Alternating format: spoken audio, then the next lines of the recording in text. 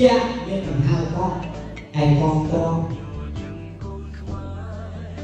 យកត្រង់សេធ្វើជាផ្ទះ